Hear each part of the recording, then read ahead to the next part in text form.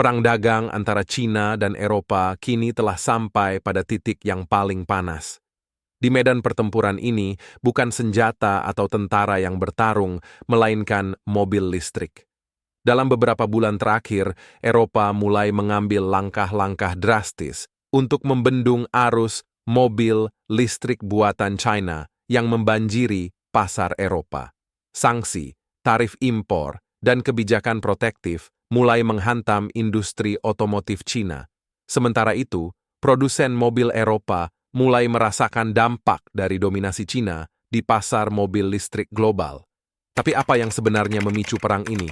Dan bagaimana masa depan dari industri otomotif global di tengah ketegangan ini?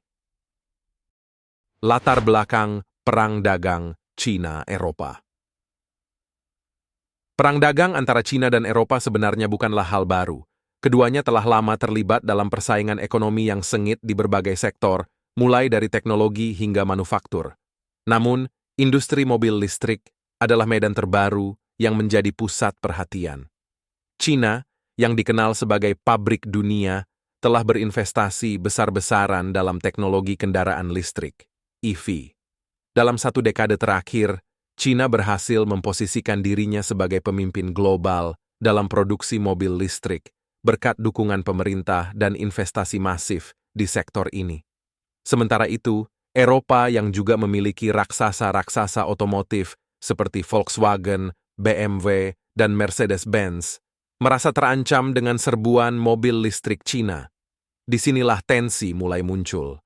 Banyak negara di Eropa mulai khawatir bahwa dominasi mobil listrik Cina akan menghancurkan industri otomotif mereka sendiri, yang telah lama menjadi salah satu tulang punggung ekonomi Eropa.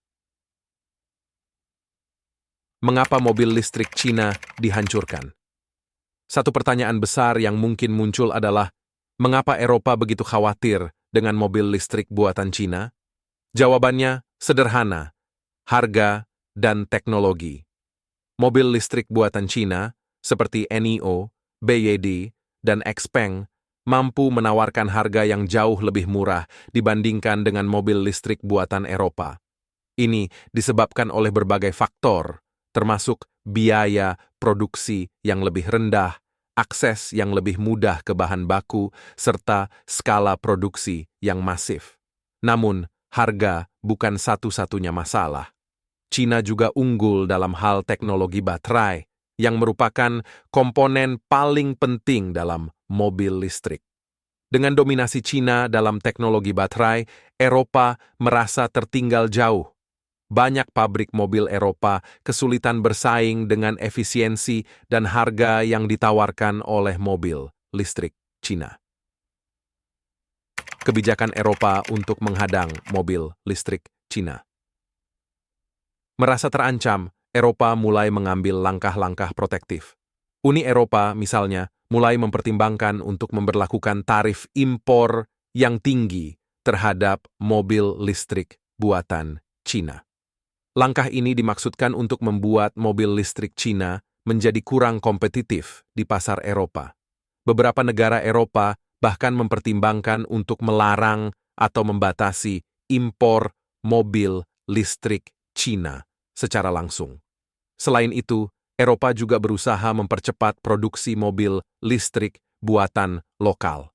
Pemerintah di negara-negara seperti Jerman, Prancis, dan Italia memberikan subsidi besar-besaran kepada produsen mobil lokal agar mereka dapat meningkatkan produksi dan bersaing dengan mobil listrik Cina.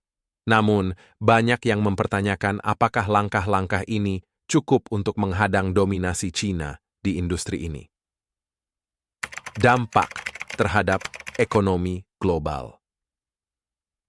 Ketegangan antara Cina dan Eropa ini tentu tidak hanya berdampak pada industri otomotif.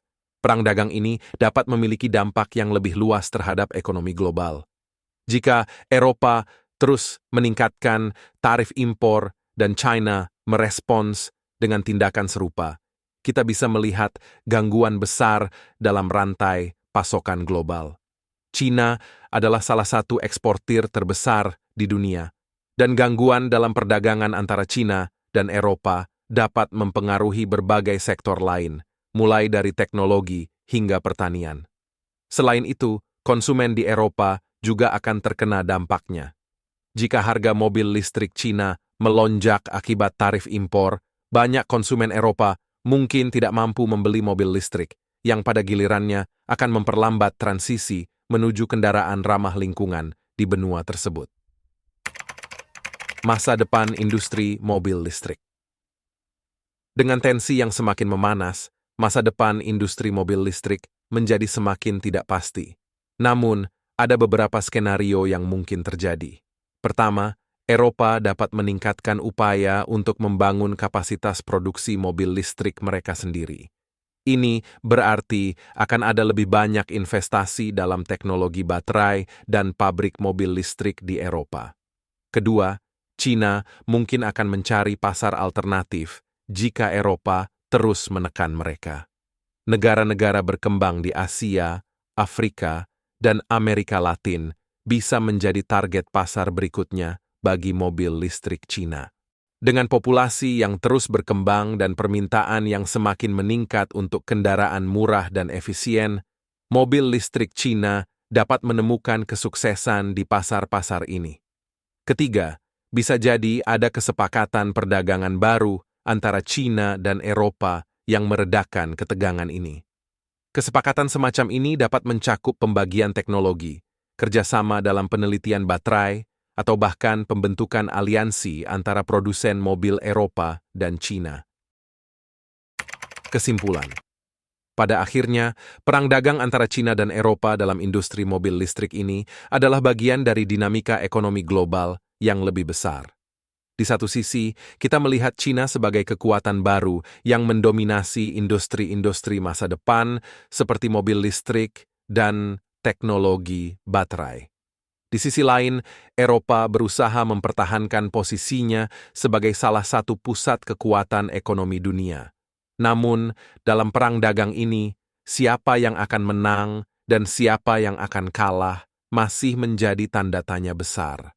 Yang pasti, konsumen global akan menjadi pihak yang paling merasakan dampaknya, baik dari segi harga, teknologi, maupun pilihan kendaraan yang tersedia di pasar.